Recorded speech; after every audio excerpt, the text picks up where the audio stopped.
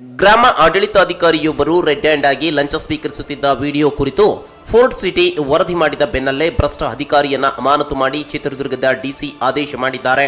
ಚಿತ್ರದುರ್ಗ ಜಿಲ್ಲೆಯ ಹಿರಿಯೂರು ತಾಲೂಕಿನ ಕೇರಳ್ಳಿ ಗ್ರಾಮದ ಆಡಳಿತಾಧಿಕಾರಿಯಾದಂತಹ ದಾಸೇಗೌಡ ಸಸ್ಪೆಂಡ್ ಆಗಿರುವಂತಹ ಅಧಿಕಾರಿ ಜಮೀನು ವಿಚಾರಕ್ಕೆ ಸಂಬಂಧಿಸಿದಂತೆ ರೈತನೊಬ್ಬನಿಂದ ಬಹಿರಂಗವಾಗಿ ಲಂಚ ಸ್ವೀಕರಿಸುತ್ತಿದ್ದ. ಈ ಸಂದರ್ಭದಲ್ಲಿ ಸ್ಥಳೀಯರು ಮೊಬೈಲ್ನಲ್ಲಿ ವಿಡಿಯೋ ಮಾಡಿ ವೈರಲ್ ಮಾಡಿದ್ದರು. ಈ ಕುರಿತು ಫೋರ್ಟ್ ಸಿಟಿ ವರದಿಯನ್ನು ಕೂಡ ಮಾಡಿತ್ತು. ವರದಿ ಬಿತ್ತರವಾದ ಕೆಲವೇ ಗಂಟೆಗಳಲ್ಲಿ ಭ್ರಷ್ಟಾಚಾರದಲ್ಲಿ ತೊಡಗಿದ್ದ ಭ್ರಷ್ಟ ಅಧಿಕಾರಿ ದಾಸೇಗೌಡ ಅವರನ್ನ ಚಿತ್ರದುರ್ಗದ ಜಿಲ್ಲಾಧಿಕಾರಿ ಟಿ ವೆಂಕಟೇಶ್ ಅವರು ಅಮಾನತು ಮಾಡಿ ಆದೇಶವನ್ನು ಕೂಡ ಹೊರಡಿಸಿದ್ದಾರೆ.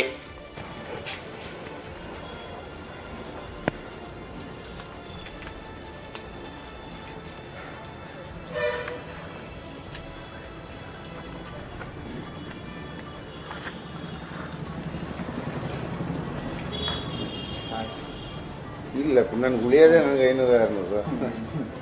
ಸರಿ, ಆಯ್ತು. ಇನ್ನೊಂದು 15 ದಿನದೊಳಗೆ ಮಾಡ್ತೀನಿ. ಇವಾಗ ಎಂಟ್ರಿ ಮಾಡಿಸ್ತೀನಿ. ಹೋಗಿ ಅದಕ್ಕೆ ನಿಮ್ಮ ಎಲ್ಲ ರೆಡಿ ಮಾಡ್ತೀನಿ. ಚಾಲನ್ನು ಅದೆಲ್ಲ